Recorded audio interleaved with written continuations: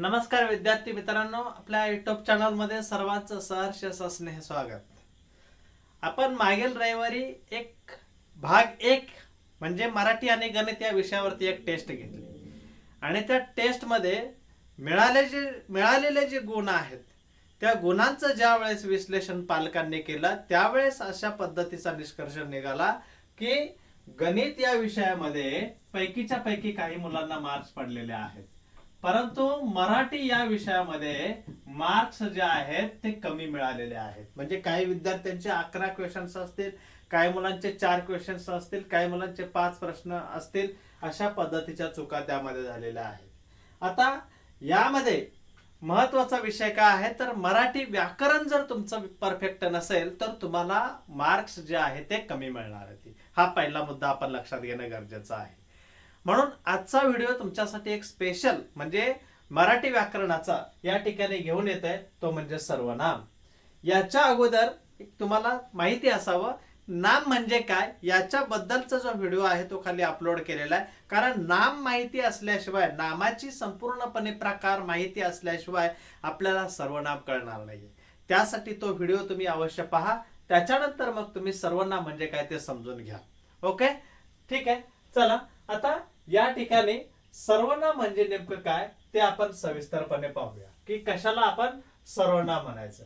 नामाच्या ऐवजी वापरला जाणारा जो शब्द आहे, नामाच्या ऐवजी वापरला जाणारा जो शब्द आहे त्या आपण काय म्हणतो सर्वनाम असं म्हणतो. सर्वनामाचा देखील व्हिडिओ आपण अपलोड केलेला आहे, परंतु त्यामध्ये सविस्तररित्या घेतलेला नाही, फक्त स्वाध्याय सोडवून घेतलेला आहे. ओके, हा व्हिडिओ या ठिकाणी सविस्तर या ठिकाणी तुम्हाला मी माहिती सांगणार आहे. ठीक आहे, चला. नाम म्हणजे काय कळालं तुम्हाला की नामाच्या ऐवजी वापरला जाणारा शब्द जो आहे, म्हणजे आपण म्हणतो ना की तू असेल, त्यानंतर ते असेल, त्यानंतर त्या असेल, हा असेल, या सर्वांना आपण काय म्हणतो सर्वनाम असं म्हणतो. ठीक आहे. आता यामध्ये पुढील मुद्दा असा आहे की नामाचे जे प्रकार आहेत त्या नामाच्या प्रकारामधून आपण माहिती समजून घेऊया. इथं पहा, नामाचे एकूण 6 प्रकार आहेत. नामाचे एकूण किती प्रकार आहेत? 6 प्रकार आहेत. कोणकोणते आहेत ते? पहिला आहे पुरुषवाचक सर्वनाम, दर्शक सर्वनाम, संबंधी सर्वनाम, प्रश्नार्थक सर्वनाम, सामान्य सर्वनाम किंवा अनिश्चित सर्वनाम आणि आत्मवाचक सर्वनाम. अशा पद्धतीने नामाचे एकूण 6 प्रकार आहेत. लक्षात घ्या, परीक्षेमध्ये प्रश्न असा विचारला जाऊ शकतो की नामाचे एकूण प्रकार किती आहेत, तर नामाचे एकूण 6 प्रकार आहेत. नामाचे एकूण 6 प्रकार आहेत. Okay, next. आता प्रत्येक प्रकाराबद्दलची माहिती या ठिकाणी आपण समजून घेऊया. आता या ठिकाणी पहा की पहिला आहे पुरुषवाचक सर्वनाम. पहिला काय आहे? पुरुषवाचक सर्वनाम. बोलणाऱ्याच्या किंवा लिहिणाऱ्याच्या दृष्टीने जगातील सर्व वस्तूंचे एकूण 3 वर्ग पडतात. बरोबर आहे की नाही? बोलणाऱ्याच्या आणि लिहिणाऱ्याच्या दृष्टीने म्हणजे काय? 3 वर्ग म्हणजे नेमकं काय तर प्रथमतः आपण अशा पद्धतीने समजून घेतलं पाहिजे की मी लिहितोय म्हणजे स्वतः. बरोबर आहे की नाही? म्हणजे बोलणारा जो आहे, बोलणाऱ्यांचा, मी स्वतः बोलालोय म्हणजे बोलणाऱ्यांचा, त्यानंतर कुणाशी बोलतोय त्याच्या आणि कुणाविषयी बोलतोय त्याचा, म्हणजे एकूण 3 वर्ग लक्षात घ्या.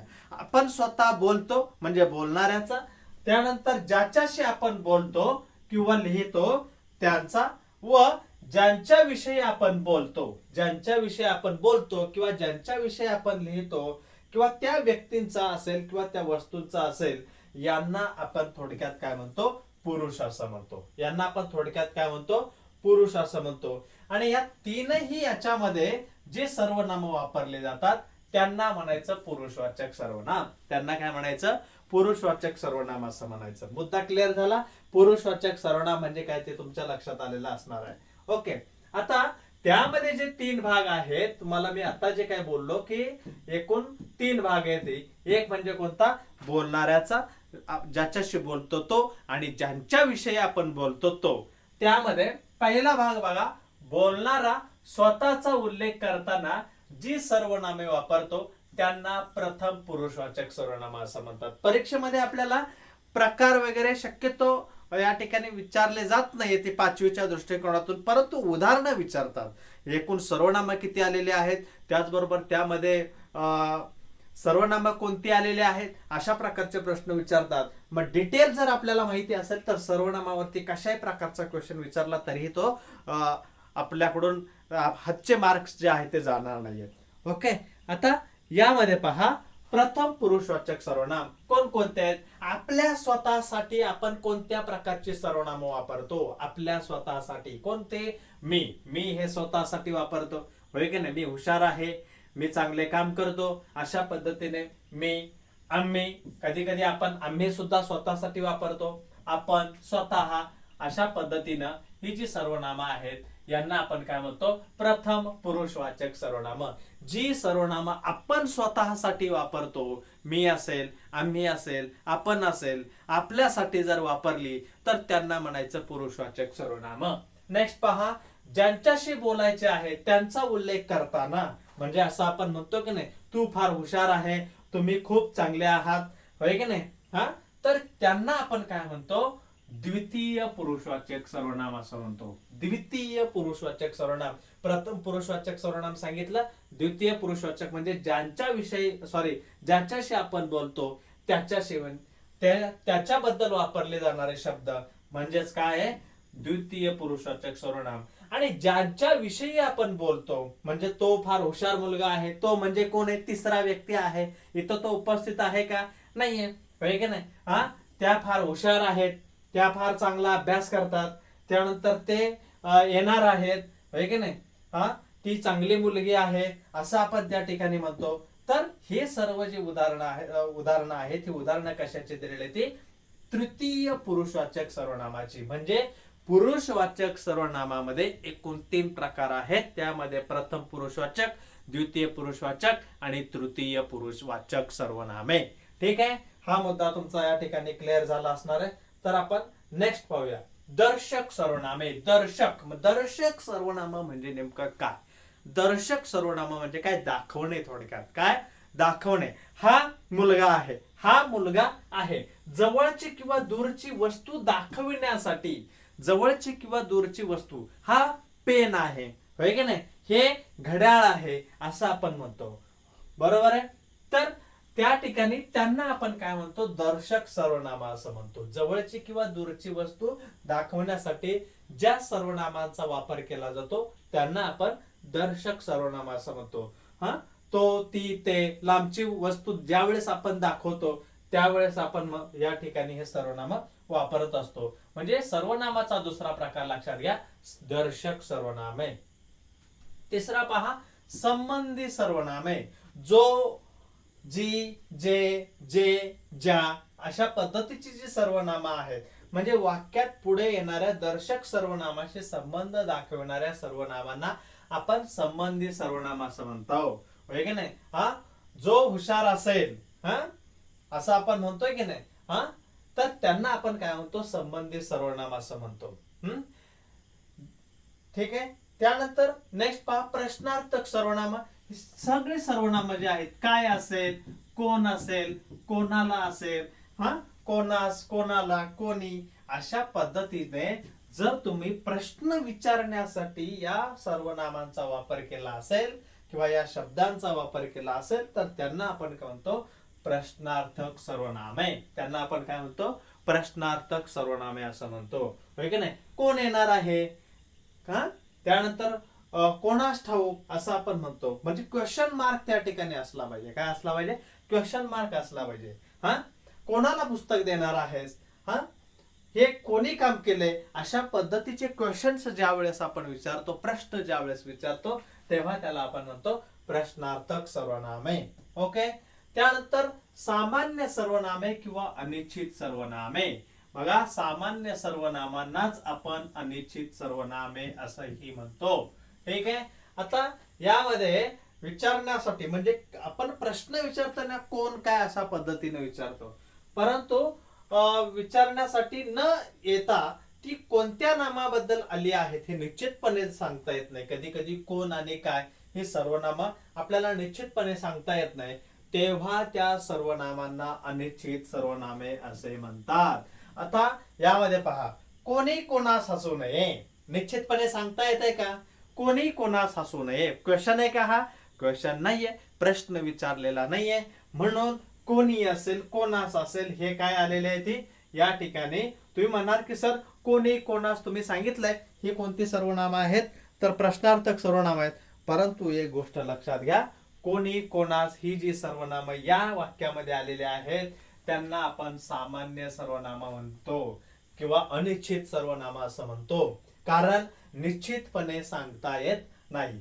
त्या पेटीत काय सांगा, त्या पेटीत काय सांगा, प्रश्न विचारलेला नाहीये, होय की नाही, अनिश्चित आहेत. म्हणून कोणी असेल काय असेल अशा प्रकारचे सर्वनाम कधी कधी प्रश्नार्थक सर्वनाम असतात, तर कधी कधी ती सामान्य किंवा अनिश्चित सर्वनाम असतात. महत्वाचा वाक्य आहे, लिहून ठेवा. कोणी काय अशा पद्धतीची सर्वनाम ही कधी कधी सामान्य सर्वनाम किंवा अनिश्चित सर्वनाम किंवा दुसरा शब्द प्रश्नार्थक सर्वनाम म्हणून विचारले जातात. ठीक आहे.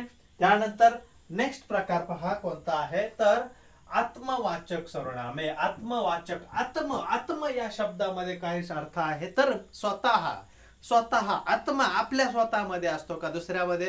त्यांचा आत्मा त्यांना माहिती आहे. आपला आत्मा होय की नाही. आत्मवाचक सर्वनामे. मी स्वतः त्याला पाहिले, स्वतः या ठिकाणी वापरलेलं आहे. मी स्वतः त्याला पाहिले, स्वतः हे सर्वनाम आहे, महत्वाचा विषय आहे इथं. हा, तू स्वतः मोटार हाकशील का, होय की नाही. तो आपण होऊन माझ्याकडे आला, इथं पहा आपण, तो आपण होऊन माझ्याकडे आला. तुम्ही हे स्वतःला काय समजता? स्वतः आणि आपण.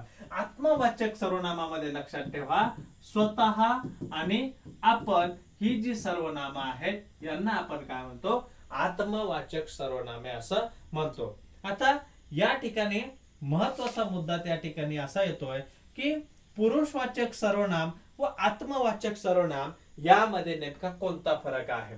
म्हणजे या ठिकाणी पहा, स्वतः हा शब्द आलेला आहे, आपण हा सुद्धा शब्द आलेला आहे. मग पुरुषवाचक सर्वनामामध्ये सुद्धा ह्या प्रकारचे काही उदाहरणं जे आहेत ते आपल्याला दिले जातात. मग ते पुरुषवाचक सर्वनाम आहेत का आत्मवाचक सर्वनाम आहेत, ही कशा पद्धतीने ओळखायची, हा सुद्धा या ठिकाणी महत्वाचा मुद्दा आहे.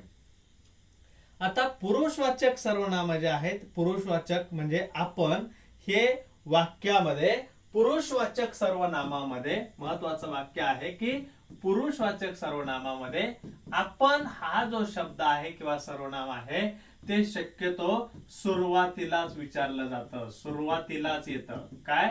सुरुवातीलाच त्या ठिकाणी येतं. इथं मात्र सुरुवातीला ते येत नाहीये. आत्मवाचक सर्वनामामध्ये ते नंतर येतं, सुरुवातीला येत नाही. या ठिकाणी पहा तुम्ही, आपण हे आम्ही व तुम्ही या अर्थाने आत्मवाचक मध्ये त्या ठिकाणी येत असतं. आत्मवाचक मध्ये आपण हे काय, आपण स्वतः यासाठी या अर्थाने, स्वतः या अर्थाने ते आत्मवाचक मध्ये येतं. तर पुरुषवाचक जे आहे ते पुरुषवाचक मध्ये काय, आपण हे तुम्ही यासाठी ते वापरलं जातं. ओके. पुरुषवाचक सर्वनाम जे आहेत आम्ही व तुम्ही या अर्थाने आपण वापरलं जातं. पुरुषवाचक सर्वनामामध्ये आपण हे कुणासाठी वापरतात, तर आम्ही किंवा तुम्ही. आपण म्हणतो ना, आपण म्हणतो म्हणजे कोण, आपण म्हणतो, होय की नाही, म्हणजे आम्ही म्हणतो, किंवा तुम्ही. आपण तुम्ही म्हणजे सर्वांना आपण म्हणतो की आपण, तुम्ही किंवा आम्ही या अर्थानं पुरुषवाचक मध्ये वापरला जातो. मात्र आत्मवाचक सर्वनामामध्ये आपण हा शब्द जो आहे तो स्वतःसाठी वापरला जातो. तो आपण होऊन माझ्याकडे आला, म्हणजे तो स्वतः होऊन माझ्याकडे आला, होय की नाही, स्वतःसाठी वापरलेला आहे. तुम्ही स्वतःला काय समजता, स्वतः त्या ठिकाणी स्वतःसाठी वापरलेला आहे. अशा पद्धतीनं हे आत्मवाचक सर्वनाम आहेत. ठीक आहे. आता एकत्रितपणे नेमकी कोणती सर्वनाम कोणत्या प्रकारामध्ये येतात याचा एक छोटासा इमेज जे आहे ती इमेज तुम्हाला दाखवतो. त्याचा स्क्रीनशॉट काढून घ्या आणि व्यवस्थितपणे तुमच्या वहीमध्ये नोट डाऊन करून ठेवा. या ठिकाणी पहा, सर्वनामांचे प्रकार जे आहेत व सर्वनामे. पुरुषवाचक सर्वनामामध्ये अत्यंत महत्वाचा पॉइंट आहे हा, या ठिकाणी लक्षात घ्या. पुरुषवाचक सर्वनामामध्ये कोणकोणती सर्वनामे विचारली जातात, तर मी, आम्ही, तू, तुम्ही, तो, ती, ते, त्यानंतर त्या, ती. ओके, ही गोष्ट लक्षात ठेवा. त्यानंतर दर्शक सर्वनामामध्ये कोणकोणतं वापरले जाते? हा, ही, हे, ह्या, ही, तो, ती, ते, त्या, ती. संबंधी सर्वनामामध्ये पहा जो, जी, जे, ज्या, जी, म्हणजे एकमेकांशी नामाशी असणारा संबंध त्या ठिकाणी जोडणारे शब्द म्हणजे संबंधी सर्वनामे. प्रश्नार्थक सर्वनामे कोणती आहे? ती कोण आणि काय आहे. सामान्य सर्वनामे किंवा अनिश्चित सर्वनामे सुद्धा कोण आणि काय आहे. यातला फरक तुम्ही लक्षात घ्या. प्रश्नार्थक सर्वनामामध्ये क्वेश्चन विचारला जातो. सामान्य सर्वनामे किंवा अनिश्चित सर्वनामामध्ये निश्चितपणे कोण, काय या पद्धतीची कोणत्याही प्रकारची कल्पना नसते. जसं मी मागाशी एक उदाहरण सांगितलं, कोणी कोणास हसू नये, यामध्ये अनिश्चितता आहे. यामध्ये अनिश्चितता आहे. परफेक्टनेस जो काही शब्द आहे तो या ठिकाणी बसत नाहीये, परफेक्ट नाहीये, अनिश्चितता आहे. ओके, कोण आणि काय. त्यानंतर आत्मवाचक सर्वनामामध्ये कोणतं आहे? आपण आणि स्वतः. कोणती सर्वनाम आहे ती? आपण आणि स्वतः. एक गोष्ट लक्षात घ्या, परीक्षेमध्ये तुम्हाला समजा क्वेश्चन विचारला की या वाक्यामध्ये एकूण किती सर्वनाम आलेले आहेत, तर मला असं वाटतं यापैकीच कोणते तरी सर्वनाम तिथं असणार आहे. ती यापैकीच कोणतं तरी सर्वनाम जे आहे ते त्यामध्ये विचारले जाणार आहे. त्यामुळे निश्चितपणे एवढी सर्वनामं जरी तुम्ही लक्षात ठेवली 5वीच्या दृष्टिकोनातून, तरी सुद्धा तुम्हाला सर्वनामावरचा जो काही प्रश्न अवघड जातो तो जाणार नाहीये. आला का लक्षामध्ये? ओके, व्हिडिओ जर तुम्हाला उपयुक्त असेल, आवडला असेल तर एक लाईक मात्र जरूर करा आणि चॅनलवरती जर नवीन असाल तर चॅनलला सबस्क्राईब करा आणि जास्तीत जास्त विद्यार्थ्यांना या व्हिडिओचा फायदा व्हावा, त्यांच्यापर्यंत सुद्धा ही महत्त्वाची माहिती पोहोचावी म्हणून या ठिकाणी हा जो व्हिडिओ आहे तो त्यांना सुद्धा शेअर करा. थँक्यू.